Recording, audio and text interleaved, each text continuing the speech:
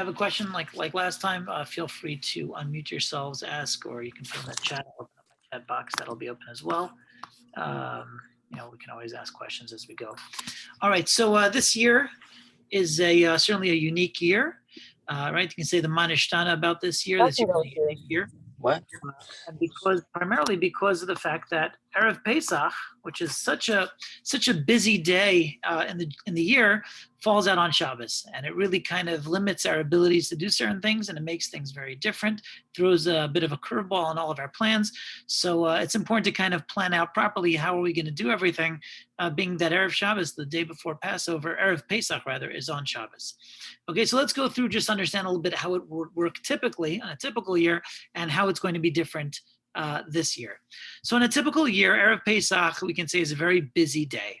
Okay, what's busy about it? Well, first of all, Erev Pesach, when I say Erev Pesach, I'm referring to Yud Daled Nisan, the 14th day of Nisan. We're going to call it Erev Pesach, the day right before Passover. So Erev Pesach is very busy. Why is that? The eve of Erev Pesach, the night of Erev Pesach, we search for chametz. The next morning, we burn the chametz, right? So that we know about. We also do bittul. We do the nullification actually twice. Okay, we mentioned about nullification in the last class, how we have to nullify the chametz and make it like dust of the earth, make it ownerless, how that's actually a very important thing to remember to do. So typically we do it twice. The reason we do it twice actually is very simple. It's just so that we don't forget. It's that important. So we do it the first time right after we do the search. We're still involved in the search. We just finished right away. We do that first bittul right there. And when we do the nullification, you'll notice the wording is slightly different. We say, I'm nullifying all the chametz, all the bread and leavened objects, whatever the wording there is, of all the things that I don't know about. Because you can't actually nullify the things you're going to eat tomorrow morning. You still want it. That's not dust of the earth, right? You still want that bread. So you nullify all the chametz that you don't know about.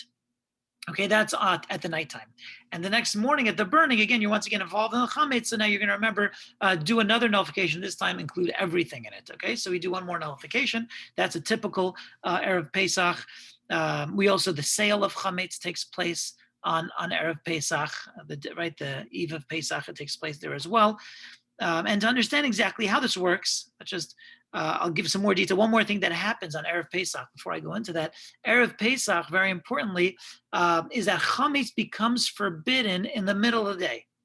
Okay, it's not like other holidays where everything starts at night, right? Typically, let's say Yom Kippur, for example. When does Yom Kippur start? At night. As soon as Yom Kippur, the 10th comes in, we know in a Jewish calendar, the day starts at night. As soon as the night of Yom Kippur comes in, that's when it starts. So one would think that all of Pesach, all the laws of Pesach start at night, right? You can't eat chametz, you can't eat bread starting at night. Well, actually, it's not true. The Torah tells us that actually the prohibition for chametz starts in the middle of the day. Okay, it tells us it begins at the time that they used to bring the Pesach offering, the Korban Pesach. All right, we don't bring this today, but nonetheless, since the Korban Pesach was able to be brought at midday, so biblically the prohibition of chametz begins at midday on Erev Pesach. This is a typical year of Pesach. This is the way it works. And that's on a biblical level. So at Chatzos, midday starts the biblical prohibition. And the rabbis, of course, came along and said, well, that's great on a day that you can see the sun. Right? What about on a day that you can't see the sky? What about on a cloudy day? What are you going to do then? Right? It's not like we all have watches today, but it wasn't always like that, and it may not always be that way. What are you going to do if you can't tell when midday is? So they added on 2 hours. So let's just get this straight. This is very important to clarify. An hour before all the chametz must be gotten rid of, and 2 hours before you have to stop eating. So they added 2 hours to the prohibition of eating. So it turns out that at the end of the 4th hour of the day, a person must stop eating chametz. At the end of the 5th hour, chametz must be gotten rid of. You cannot own chametz past that point on a rabbinic level. So you have the end of the 4th hour, you can't eat it. At the end of the 5th hour, you can't own it. At the end of the 6th hour, it becomes biblically prohibited. Okay, that's on a basic synopsis of how Erev Pesach usually looks. To make that, just bring that to life, what does that look like? 4th hour, 5th hour, what does that mean? We're not talking about hours on the clock per se. We're talking about halachic hours. It's when you take the morning till the night, you divide it by 12, that type of hour. Practically speaking, this year, the 4th hour ends at 10:29, so that's the latest time you're allowed to eat chametz. 11:31 is the end of the 5th hour. That's when all chametz has to be disposed of. And that's all you have to know about, because that's already rabbinically has to be gotten rid of. You technically have 1 more hour for the biblical prohibition, but we're not going to wait for that. We're going to get rid of chametz by 11:31. So 10:29 we have to finish eating chametz. 11:31 we have to get rid of chametz. Okay, so that's on a very simple level. That's why every year you have 2 times. It's because of the rabbinic guidelines that you have 2 hours before the last time to eat it and 1 hour before the latest time to get rid of it. Okay, so again, on a typical year, you would eat chametz all the way till 10:29. You'd have 1 more hour to get rid of whatever is left. So that's the time you'd go burning the chametz. The rabbi would go sell the chametz during that last hour. That would be the time to get rid of whatever is left. And by the time 11:31 hits, that 5th hour, all the chametz is gone. Okay, that's typically how it's done. On a typical year, it's very straightforward. I also mentioned you do the bittul, the nullification at that point as well. After you're done eating, you're done burning, you're done selling, you nullify whatever's left, and you are clean. Now, this year, everything is going to be a little bit different, okay, for the simple reason that on Shabbos, which is Erev Pesach, you can't do all these things. For example, you can't burn chametz on Shabbos, right? We can't light fires. We can't burn things on Shabbos, so we can't burn the chametz on Shabbos. For that reason, we're not going to search on Friday night either. Technically, I mean, searching is also not so practical if we're going to be searching with a candle, right? So Friday night, that wouldn't work either. We're going to search a night earlier. So Thursday night, we search. Friday morning, we burn. Okay, so we're actually moving a day or to the 13th of Nisan, not to Erev Pesach. So that's the new schedule. Thursday night, we search. Friday morning, we burn. But technically, chametz is not prohibited till Shabbos morning, okay, till 10:30, till 10:29. You're allowed to eat it until 11:31. So the laws are still the same. Erev Pesach is still the same, but the practices are going to have to be earlier. Another example is the selling of the chametz. Usually we sell the chametz, like I said, on Erev Pesach at that 5th hour, between the 4th and 5th hour. That's when we're going to be selling the chametz. Here we can't do that on Shabbos because you can't sell things on Shabbos. We're going to once again sell on Friday. So we're kind of, in a way, going to get rid of all of our chametz 24 hours before we have to. And technically, chametz is not yet prohibited. That's what's odd and unique about this year. Okay, so what's that going to look like? What does it look like? So I understand. So we're going to burn it early. We're actually going to burn it exactly on Friday, the same time we would have had it been Erev Pesach. We're going to burn it between the 4th and 5th hour. We're going to burn it between 10:29 and 11:31 the same way. Not because we have to. We just want to keep it consistent from year to year. Okay. The sale of chametz, like I said, is also going to take place around that time, but technically it's not forbidden. So we can continue to eat chametz after the burning. We can continue after the selling. If it's not sold, you can continue to eat it. Now, here's another thing that we're going to have to do before the eve of Pesach, before Shabbos, and that's get the house ready, because it's not practical to clean a house on Shabbos. Technically, on a regular year, Erev Pesach, you can still finish your preparations for the home. You can still finish your, I don't know what you're doing, you're wiping down counters or koshering or whatever you're doing. This year would have to be done earlier. So technically, we're going to come into Shabbos where our chametz has been disposed of for the most part. Our house is completely ready for Pesach. Technically, there's no reason to even own any chametz. Why would a person want to eat chametz? Okay, so here's where we're going to get into a little bit of the complications involved. But technically, there's really no reason to have chametz anymore. You're allowed to, but it just adds complication, right? I mean, in an ideal situation, I would tell you, yeah, don't have chametz in the home. The house is ready. By the way, you're already going to be grinding the maror. If you grind the horseradish from maror, you have to do that on Friday anyway. So you're already doing your Pesach prep, right? You're already doing a lot of the Pesach prep on Friday. Technically, there's no reason to have any chametz in the house, right? If you're wise, you get rid of it on Friday and forget about it. Pretend Pesach is an extra day, right? That's the way you should go about it. Shabbos should be a completely Pesach style Shabbos, okay? There's one technicality that makes this a bit challenging. And the technicality is as follows. The Talmud tells us that there's a prohibition, a rabbinic prohibition, to eat matzah on Erev Pesach. Okay, you cannot eat matzah on Erev Pesach. The reason being is that the rabbis wanted us to come into Pesach, into the Seder, with an appetite, with an excitement. Ooh, matzah, we haven't had that in a while. We're super excited for it. If you were sitting munching on matzah the whole day, perhaps you wouldn't have that appetite and that excitement. So therefore, it's rabbinically prohibited to eat matzah the entire Erev Pesach, the entire eve of Pesach. Okay, fine, so I don't need to eat matzah per se. The problem is that on Shabbos, you have to have Shabbos meals, right? Shabbos meals, we know that there's actually a mitzvah on Shabbos to have 3 meals. right? We usually do it Friday night is one meal, Shabbos morning, the second meal, and Shabbos Shabbos would be the third meal. And that meal is supposed to consist of some kind of bread, right? Either bread or matzah on Pesach. So if I can't eat matzah, then don't I have to eat bread? And if I have to eat bread, how am I supposed to do that if my house is already ready for Pesach? How are we supposed to accomplish the eating of the meals? This is actually one of the biggest quandaries we're going to have this year, and there's all kinds of ways to deal with it. I just want to, bring out the difficulty in this quandary. What are you supposed to do?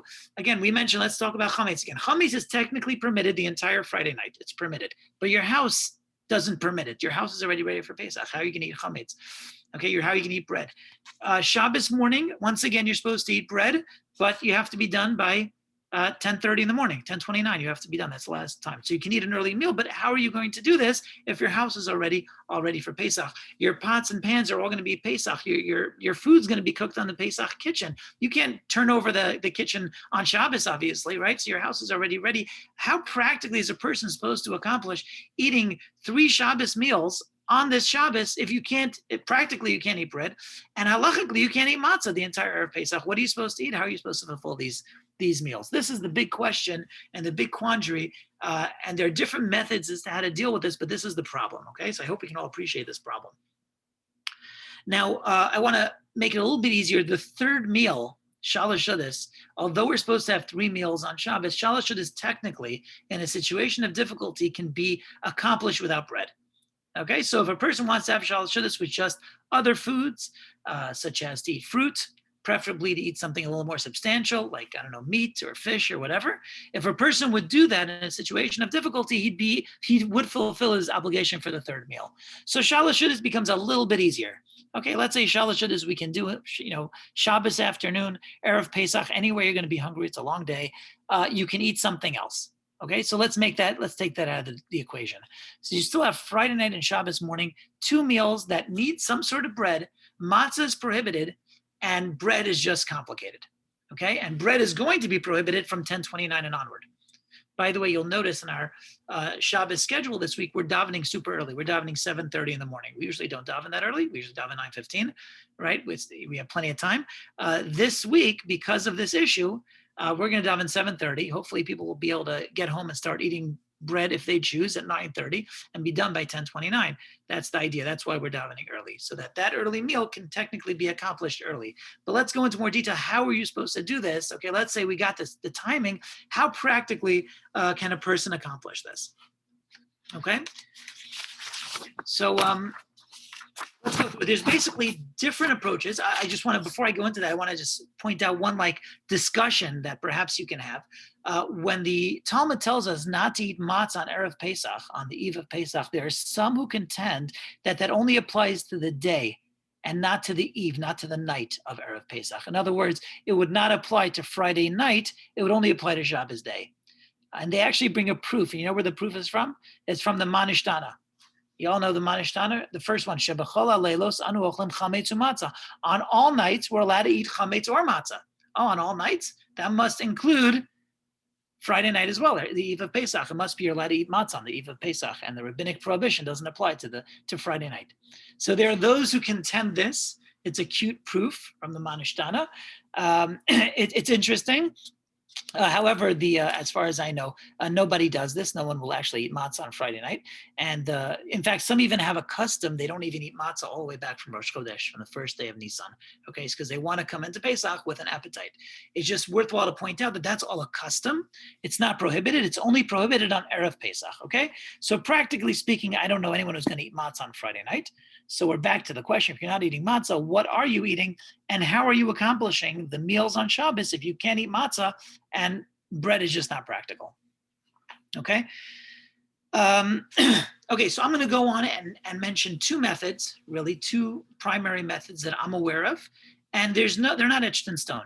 I mean, they all have, both methods are going to have their pluses and their minuses, their pros and their cons, and perhaps you can think of a better method. There's no you have to do it this way, or you have to do that way. I'll just tell you what's done to try to get around this issue.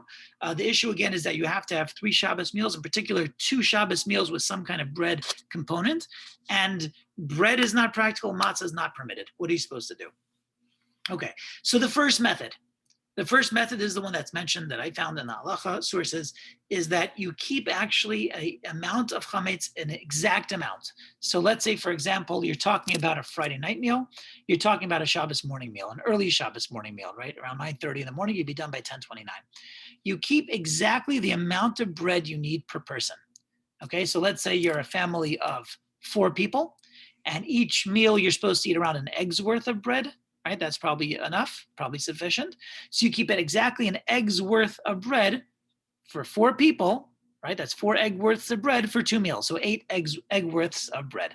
Okay, and in my head, that's 2 pitas. Okay, by the way, pita is altogether a good idea. Instead of challah, you can eat challah. I don't want to say you can't, but pita is a good idea. It makes less crumbs. Maybe it's a little bit easier. It's a solution. I know I've seen in Israel a lot of people eat pita on this Shabbos.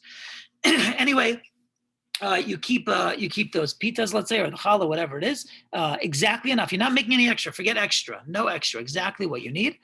Now, what do you do with the meal? Okay, so you know exactly how much you need. The reason why you want exactly the right amount is that hopefully you'll finish whatever you're saving. You're not having extra. You're having exactly what you need. So you wash, you eat the eggs worth, and you're going to bench on that. What about the meal itself? So there's actually 2 approaches. The one that's brought down the Mishnah Berurah is actually like this. You put out a tablecloth on your table. You sit down with your bread, you eat a meal. Now, this meal is going to be a meal, actually, what was customarily done at the time of the Mishnah Berurah was actually cold food. So they would have I guess we would think of like cold cuts and things like that, or like salads and things like that. But basically the idea is nothing that needs a hot pot. And the reason, as you can imagine, is that you're going to have this challenge. The challenge is that no food can technically go from, we'll call it the dining room table to the kitchen. It can only go from the kitchen to the dining room table. Okay, you have to kind of think of it if you're doing this. You kind of have to have like this one-way street in your mind, in your brain. I'll give you an example why this is relevant. Let's say you were serving soup, and you prepared a big pot of chicken soup in a Pesach pot, right? And you got the Pesach pot with the chicken soup and everything, and you're going to serve it into into bowls. What kind of bowls are you going to serve exactly? So today we have disposable. In the old days, they didn't have disposable. So you'd have a challenge. You'd have to put into a chametz dish. And if you're putting into a chametz dish, so now you're going from a Pesach pot to a chametz dish, and you're creating scenarios that are challenging. Even if you're going to use disposable, I just want to put this into our language. Let's say you put them into disposable bowls, completely clean out of the package, disposable bowls. So fantastic. You bring out a disposable bowl full of soup to each person. Now, let's say one person says, oh, he wants more. So you're going to bring the bowl back. Well, in the meantime, maybe there's crumbs in his bowl because he had it with his bread. Now what are you going to do?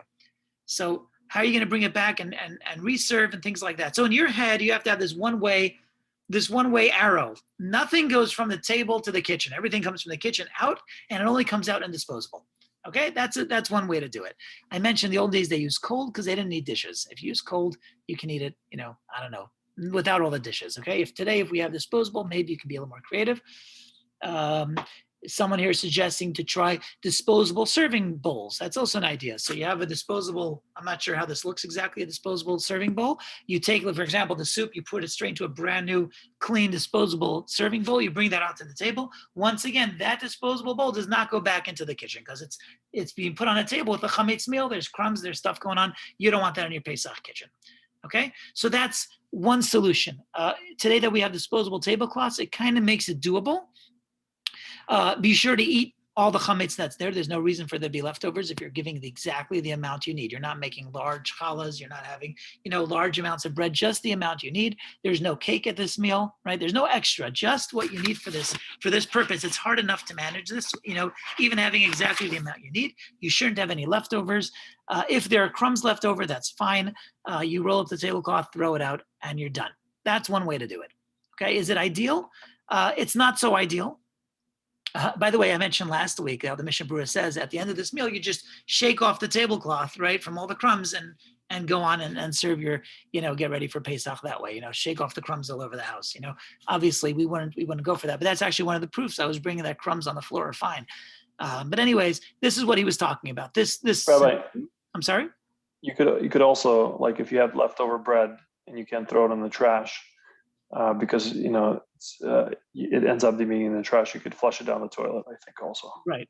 Okay, great. So some people talk about these solutions. I would say first, if you're going with the trash solution, break it up into less than a kazayas pieces, because we mentioned last time that if you have pieces that are less than an olive size and they're in a place that is, not worth people eating, it's already in an unsanitary place where people won't eat it, it's actually okay to keep. So that would be one solution. There are people I know who flush leftover crumbs and things like that. I'm just going to put out there a word of caution. If you're going to flush, realize you're about to enter a 3-day yontiv. If your toilet gets clogged, it won't be pleasant in the home. Okay, so I don't know if that's such a good idea to start flushing things that aren't meant to be flushed. Use your own judgment on that one. In terms of throwing things in the garbage, chametz in a garbage, generally it's understood that when we talk about a garbage, we are talking about the outside garbage, the city garbage can. As far as I know, the city owns the garbage that's outside your home. So you're not actually keeping it in your property when you throw it in that garbage can, as opposed to the garbage can in your kitchen, for example, that remains in your property. So ideally, at the end of this meal, if you're gonna have any leftover chametz, take it to the outside garbage can. And I'm gonna take it a step further and say, put that garbage can out on the street. Anyway, right, we have pickup on Sunday night, right? Sunday night. So anyway, it's going to be yontiv. So might as well Friday. I don't know if it's against the law. Maybe someone has to do some research if it's against the law, but I plan, at least at this point, I'm putting out my can already Friday, and it's already out on the street. So whatever's out on the street, everyone knows that's hefker, that's ownerless, right? I mean, if I put anything out on the street by my garbage can, that's free for all, right? I'm not sure if it's free for all when it's next to my house, but for sure when it's out on the street, it's free for all. Okay, so if you put out in that can out on the street, you're totally fine. So that would be a solution as well. Okay, in terms of leftovers. But again, Rabbi, can I interrupt with one question?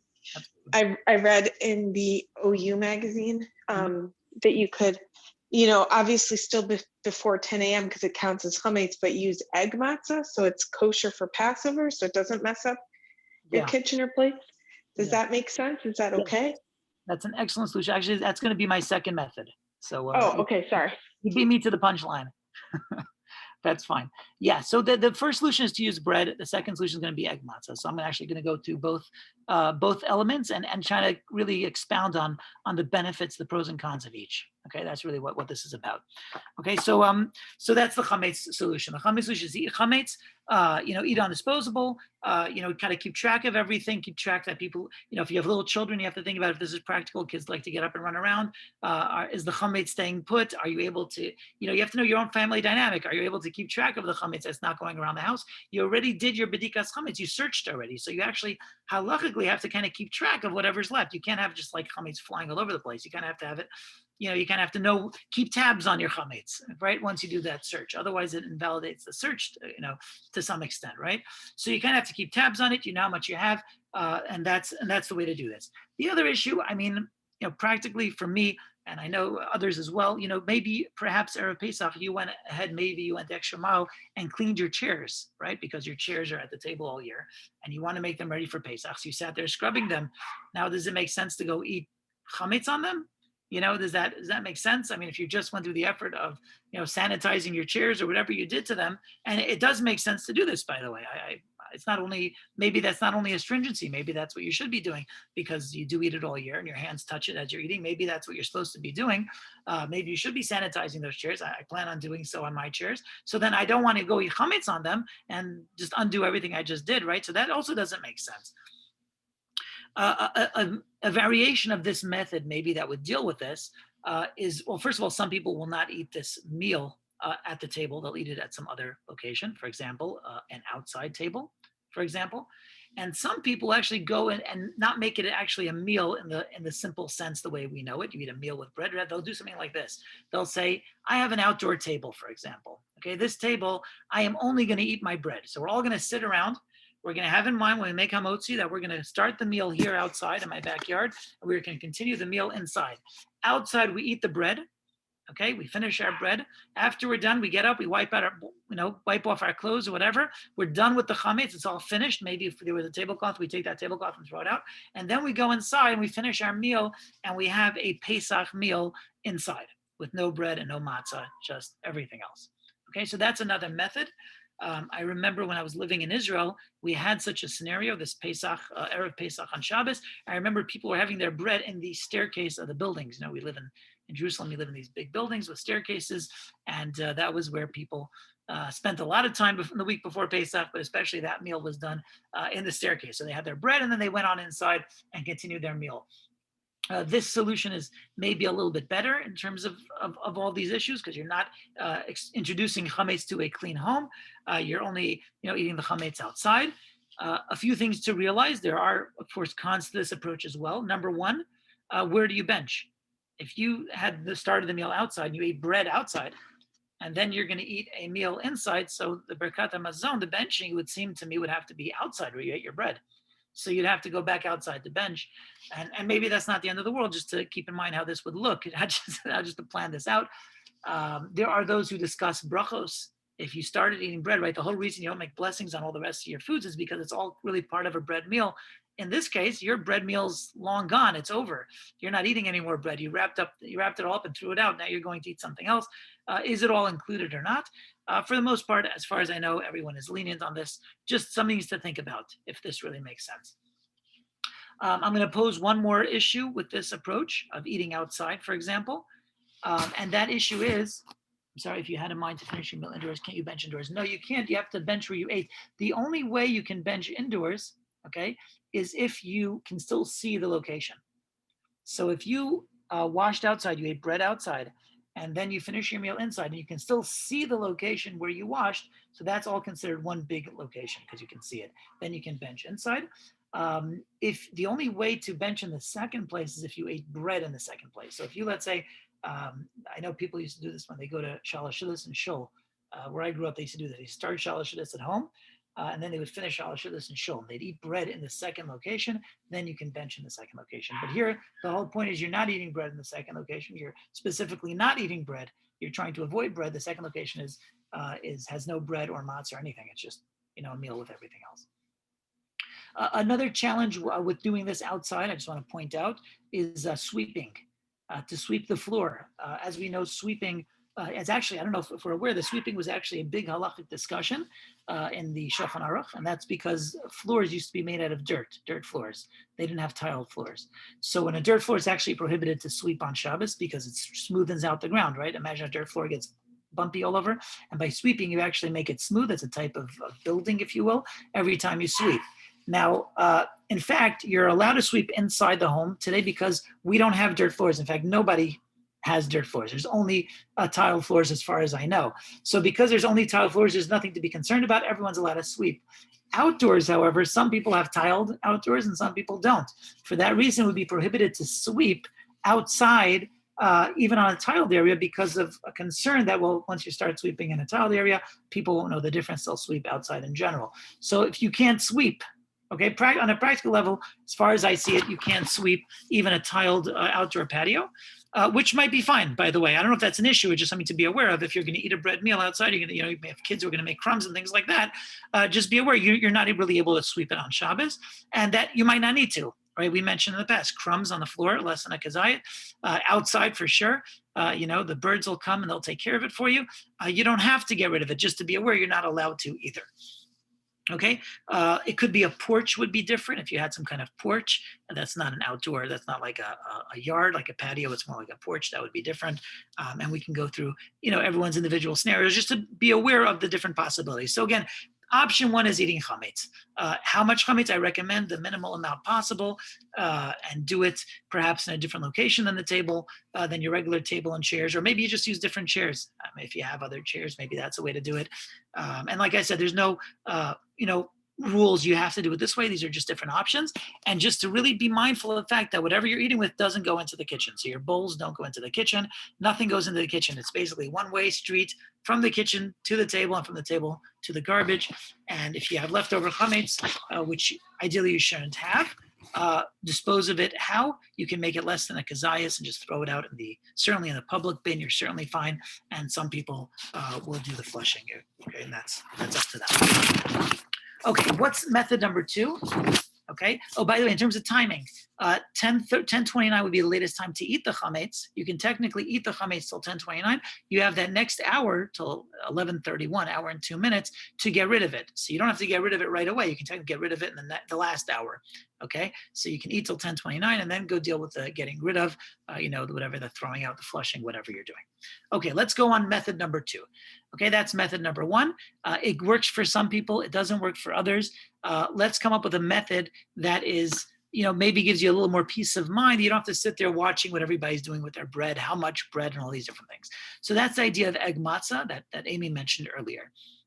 Okay, what is egg matzah? Let's discuss egg matzah because people just don't understand egg matzah. It's so confusing. It has a hechsher on it. It's kosher for Passover, yet it has this whole paragraph of instructions that only certain people can eat it. What's going on? What's the deal with egg matzah? So it tells us as follows. The Talmud tells us certain things, like we don't really know what's called chametz, what's called ferment, at which point dough turns into chametz. We can't necessarily look at a dough and tell you, oh, this started rising, this didn't. Okay, the Talmud actually has different ways of telling, but we really don't get it. Okay, I'll be honest with you, and this goes back already hundreds of years. We didn't have this tradition of knowing exactly at which point we can look at a dough and say, oh, it started rising. We don't have that. What we do have, we have the rules that the Talmud gives us. The Talmud gives us rules that if you take flour and water and nothing else, and the water isn't too warm, it's not too warm, it's like a cooled water, it has to be cooled off, and you mix that with flour and you wait less than 18 minutes. If it bakes within 18 minutes, it will not be chametz. That's all we know. More than that, we have no idea. It could be it rose, it could be it became chametz, it could be it did not become, we don't know. This is all we know. Okay, that's kind of the approach we take with chametz. We don't have all these kinds of ways of telling, how many cracks are in the dough. Did it start to rise or not? The Talmud discusses them from the time of the Mishnah, but for already hundreds of years and more than that, I can say even 1,000 years, we have no idea at which point it becomes chametz. All we know is this. So the Talmud does tell us this. It says that other liquids, let's say you took dough, flour, and you mixed it not with water, you mixed it with some other liquids like fruit juices or eggs. So on one hand, the Talmud tells us it does not become chametz. It can't become chametz. And there's another Talmud that tells us, another source in the Talmud that tells us that if you mix flour with water, but you add any other ingredient, okay, it does become chametz and becomes chametz even faster than 18 minutes. Okay, this is, by the way, why you'll never find flavored matzah. Like the ingredients in all matzah companies is all flour and water. There's no one adding anything else to it. There's no salt. There's no, flavor, cinnamon, etc. There's none of that. It's just flour and water. So when you're comparing this company versus that company, you realize it's all the same ingredients. There's no other way to do it. There are no other ingredients because the moment you add another ingredient, we don't know if the timing is 18 minutes anymore. So we don't do that. So the question, of course, is that if on the one hand, the Talmud is telling us if you add any other ingredient, it turns into chametz and perhaps faster than 18 minutes. And on the other hand, it's telling us that if you make flour with other types of liquid, it never becomes chametz. So which one do you go with? How do you reconcile that contradiction? So the Beis Yosef already dealt with the question already a long, long time ago. And he wrote as follows. He says, it depends. If you're making a flour, exclusively a flour and fruit juice, flour and egg, nothing else, no water whatsoever, it will not become chametz. And even if you let it sit there. However, if you do mix it with water, but you put in a drop of anything else, then it becomes chametz, and it can become chametz super fast, and you don't have the 18-minute rule anymore. Okay, so and that's the ruling of the Shulchan Aruch. Bottom line, if anyone's planning on making their own matzah, be aware of this. If you're making exclusively out of fruit juice or eggs or oil or whatever, and there's no water in there, technically it cannot become chametz. And if you make it with water, but you add in just a drop of anything else, it becomes chametz even faster than 18 minutes. That's the Shulchan Aruch's ruling, and that's the halacha. The egg matzah that they sell in the store, I don't know if it's all egg. One thing I know, there's no water in there. Okay, they have to be extremely careful. There's no water in there, and according to the Shulchan Aruch, it is permitted. Okay, permitted to eat on Pesach. The Ramah, of course, the ruler for the Ashkenazi community, writes that our custom is not to touch this stuff on Pesach. Okay, we don't eat it on Pesach. No one's saying it's chametz. We're just saying we don't eat it. Why don't we eat it? Why is that the custom? Some say the reason is because how can you be assured that no water got in there? Maybe some water got in there. Maybe there are other reasons that we're not necessarily convinced with the reasoning of the Shulchan Aruch that he makes this differentiation between some water and no water. I'm not sure if you're even following this whole discussion. Regardless, the bottom line is Shulchan Aruch says you can eat egg matzah, no problem.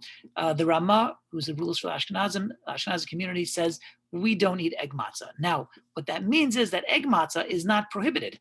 It's not chametz. It's just something we don't eat. Okay, it's kind of on a level of kitniyut, but even less than that, because he even writes that if a person is sick, or a person is maybe a young child, or someone who has trouble eating matzah and can't eat anything else, he's allowed to eat egg matzah. The custom is not to eat it if it works. If someone has a great difficulty, they can eat egg matzah. Okay, so it's only a customary, and it's certainly not chametz. No one will say that egg matzah is chametz. So it is permitted to go out and buy egg matzah. It is permitted to have it in the home all Pesach. It is permitted to feed it to people who need it. Maybe you have older people who are infirm. Maybe you have very young children who can't eat regular matzah. Egg matzah is not chametz. Okay, that being said, if it's not chametz, it's something that we customarily don't eat, so perhaps this can be a solution for us, okay, because it's okay to have it in the house. It's okay if you have crumbs of egg matzah all over. Now, what about the other issue? What about the prohibition of eating matzah on Erev Pesach? We just said before, the rabbi said you can't eat matzah on Erev Pesach. Does that apply to egg matzah as well? Why wouldn't it? So the Shulchan Aruch actually tells us that it doesn't, and the reason is as follows. When the Torah tells us to eat matzah on the night of Pesach, it's talking about lechem oni. The verse tells us bread of affliction, I guess, bread of poverty.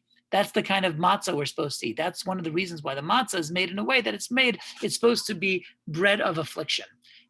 Egg matzah, flour that's mixed with fruit juice, is not affliction. It's, if anything, it's a bread of affluence, perhaps. And that's why you don't fulfill your obligation with it on the night of Pesach. So even if you would eat it, if those people who eat it, the Sephardic community who eats it, or people who are sick or whatever, they can't actually fulfill their obligation of eating it on the night of Pesach, on the night of the Seder. They can eat it throughout Pesach as much as they want, but for the mitzvah of eating Pesach, eating matzah, I think we clarified that distinction. You can eat matzah a whole Pesach, that's one type of matzah, but you have an obligation to eat matzah only twice, and that's the 2 nights of the Seder. Now that we live in the diaspora. In Israel, it's only the first night of Pesach, that's it. And you have an obligation. For that, you have to eat lechem oni. You have to eat flour with water and nothing else. So it comes out as follows. If for the mitzvah of Pesach, I cannot eat egg matzah, then there's no prohibition for eating it all of Erev Pesach. The whole prohibition of eating it Erev Pesach, the day of Pesach Eve, was so that I'll have an appetite when I come to do the mitzvah at night.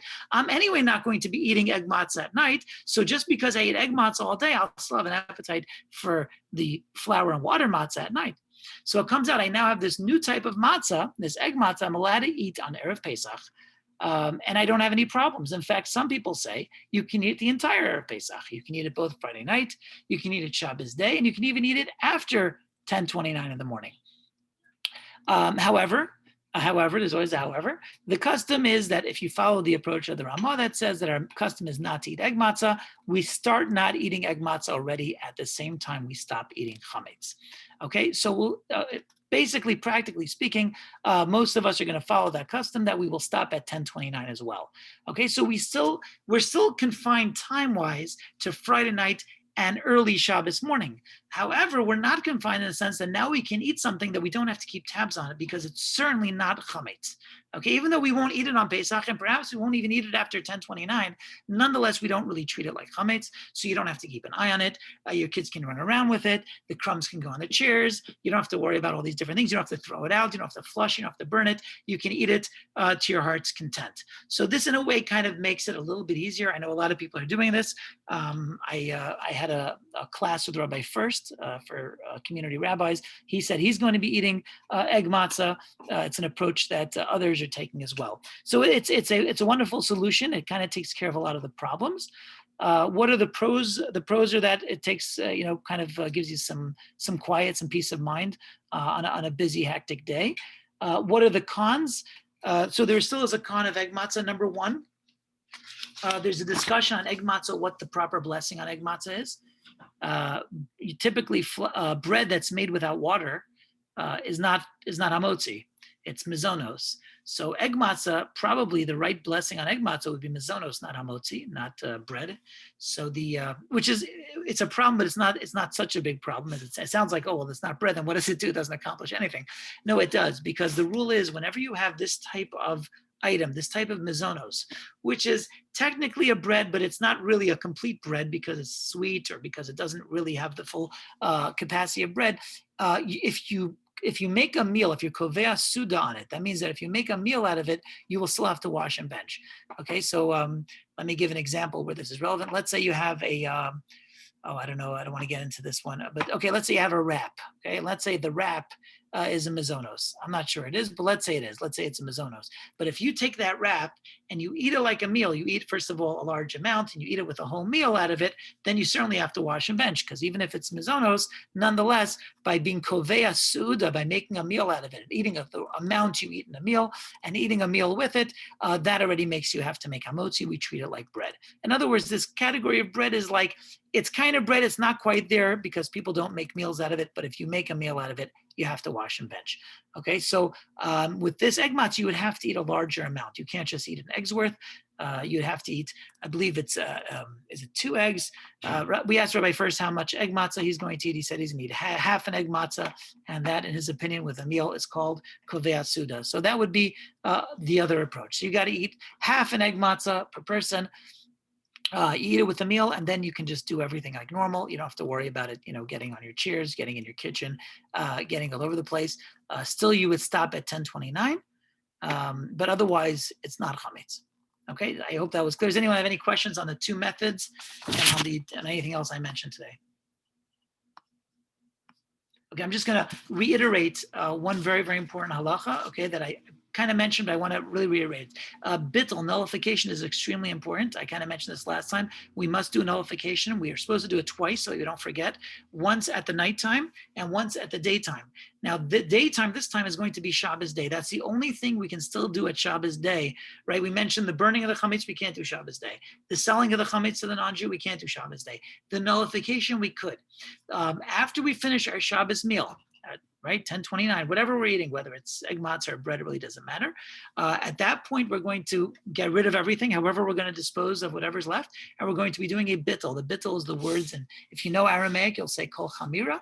If you don't know Aramaic, so you'll say it in English, all bread and leavened items that I own, that are in my possession, that I have seen or I have not seen, should be ownerless and like dust of the earth, whatever the exact expression is. I actually printed it out on our Pesach schedule. Make sure you remember to say it. This is going to be on Shabbos morning, is the last opportunity. If 11:31 passes, it's actually too late to do the bittul anymore. Okay, you have to do it before 11:31 on Shabbos morning. If someone tends to sleep late, this would be a reason to wake them. You have till 11:31, even if they don't want to eat bread for whatever reason, 11:31, they have to finish the bittul. Okay, so hopefully that answers some questions. And if anyone has any further questions, I'll be happy to handle them on a privately. Okay, I wish everybody a wonderful night, a happy Yontiv, and I hope everything goes smooth for everyone. Shkosh, thank you. Thank you so much, Rabbi. Pleasure.